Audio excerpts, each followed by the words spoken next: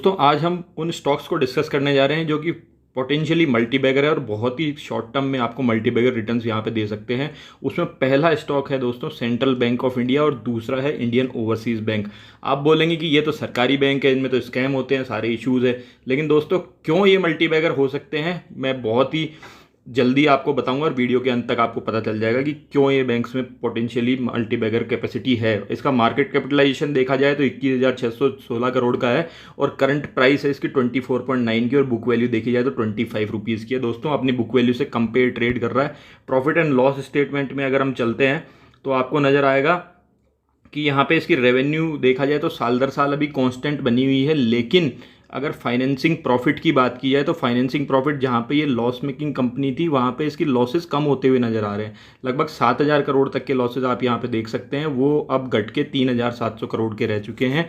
और अगर profit before taxes की भी बात की जाए तो वो भी जहाँ पे 5,000 करोड़ के नेगेटिव लॉसेज हुआ करते थे वहाँ पे 8,078 करोड़ के यहाँ पे प्रॉफिट बिफोर टैक्सेस, मतलब लॉसेस भी कम कर रही है ये कंपनी। दोस्तों इसकी बैलेंस शीट में भी देख लेते हैं तो आपको नज़र आएगा कि यहाँ पे इसके रिजर्व्स जो कंपनी के हैं वो लगभग कांस्टेंट बने हुए हैं और जो इसकी बोरोइंग कैपेसिटी है वो 3,36,000 करोड़ है। 3,36,000 करोड़ दोस्तों, ये borrowing capacity Kotak Mahindra bank से भी ज़्यादा है और वो अपनी बुक वैल्यू से 5 टाइम्स पे ट्रेड कर रहा है दोस्तों, और ये अपनी बुक वैल्यू से भी कम पे है आज और कंटिन्यू अपने लॉसेस को कम कर रहा है दोस्तों। और अगर इसके बाद में अगर इसकी शेयर होल्डिंग्स को हम देखते हैं तो इसमें भी एक बहुत ही अच्छी बात आपको नज़र आएगी कि जहाँ पे इसकी शेयर होल्डिंग सितंबर 2018 में प्रोमोटर्स की 86.4% थी, वो अब 93.08% हो गई दोस्तों। और ये यहाँ पे एफआईआईज और डीआईआई से भी शेयर खींचे गए हैं अगर आप कंपेयर करेंगे पिछले कुछ सालों से। और इसके अलावा यहाँ पे इसके प्रोमोटर्स कौन है, तो प्रोमोटर्स आप देखेंगे तो प्रेसिडेंट ऑफ इंडिया, मतलब गवर्नमेंट ही इसकी प्रोमोटर है दोस्तों। आइए इसके चार्ट पे चलते हैं और वहाँ पे भी समझते हैं कि क्या पॉसिबिलिटीज डेवलप हो रही है। सेंट्रल बैंक ऑफ इंडिया के चार्ट की बात की जाए तो इसमें रैली आना लगभग फरवरी 2021 से स्टार्ट हुआ था। उसके बाद में ये स्टॉक अगर आप देखेंगे तो लगभग 13-14 रुपए की प्राइस से आज डबल तो लगभग हो ही चुका है, 25 रुपए के आसपास 24.9 टू बी प्रिसाइज पे ट्रेड कर रहा है दोस्तों। और अगर इसके वॉल्यूम को आप देखेंगे तो आप देख सकते हैं बहुत ही अच्छा वॉल्यूम यहाँ पे जनरेट हो रहा है और इस तरह का वॉल्यूम इस बैंक के पास्ट में भी कभी नहीं था। मैंने वीकली चार्ट लगा दिया है, यहाँ पे 2018 तक का चार्ट दिखाई दे रहा है। आप देख सकते हैं कि यहाँ पे जो वॉल्यूम यहाँ पे है दोस्तों वो वॉल्यूम इसके पास्ट में भी कभी नज़र नहीं आ रहा है। तो क्यों ऐसा हो रहा है? क्योंकि बड़े प्लेयर्स इसमें पोजीशन बना रहे हैं। आपको भी, क्योंकि मार्केट फॉरवर्ड लुकिंग है, पोजीशन अभी बनानी चाहिए दोस्तों।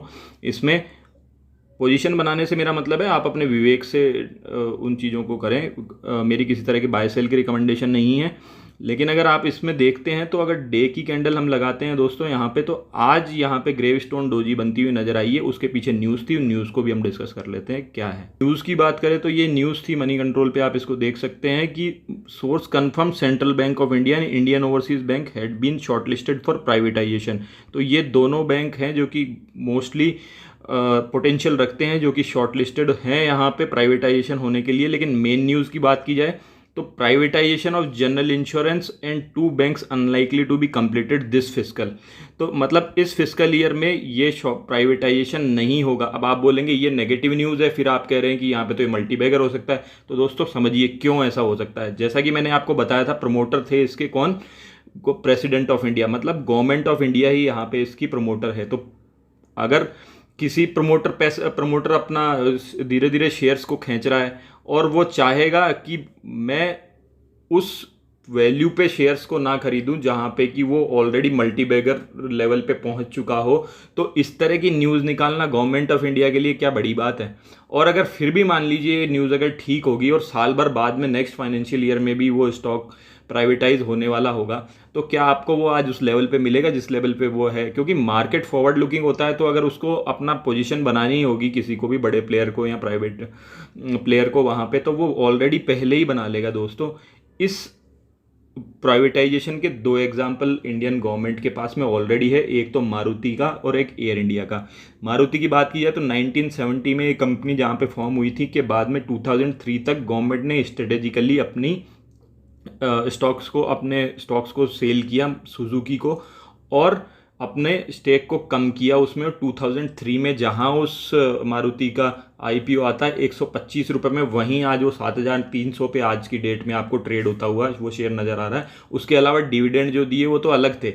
इसके अलावा दूसरा एग्जाम्पल है एयर इंडिया का। तो एयर इंडिया का क्योंकि गवर्नमेंट ने डिले किया, बहुत डिले करती गई, और सोचने में इतनी डिले हो गई पॉलिसी बनने में कि उसको आज खरीदार ही नहीं मिल रहे हैं। तो गवर्नमेंट के पास में सीधा सीधा डिफाइंड है कि कंपनीज में जब वैल्यू है तभी उनको बेचा जाए। अगर वैल्यू है तभी बेचेंगे, तभी फायदा है, तभी प्राइवेट प्लेयर भी उनको खरीदेंगे, नहीं तो कोई खरीदने वाला भी नहीं मिलेगा। इन बैंक्स की बुक इसीलिए क्लियर की जा रही है, बैलेंस शीट को अच्छा किया जा रहा है कि इनको जल्दी से जल्दी इनकी वैल्यू अच्छी करती जाए और प्राइवेट प्लेयर्स को जल्दी से जल्दी इनको सेल कर दिया जाए, और उसके बाद में आप इमेजिन भी नहीं कर सकते कि इनकी स्टॉक वैल्यू कितनी होगी दोस्तों। अगर इंडियन ओवरसीज बैंक की बात करें तो जो चीज़ें मैंने आपको बैलेंस शीट वगैरह में, प्रॉफिट एंड लॉस स्टेटमेंट में बताई है, वो आप अपने से जाके कीजिए तो आपको बहुत ज़्यादा प्रॉफिट मिलेगा वहाँ पे, एनालिसिस अपने से करेंगे तो। इसलिए दोस्तों बने रहिए इसी तरह के अच्छे वीडियोस के लिए आपके अपने चैनल फाइनेंशियल इंडिपेंडेंस के साथ। धन्यवाद।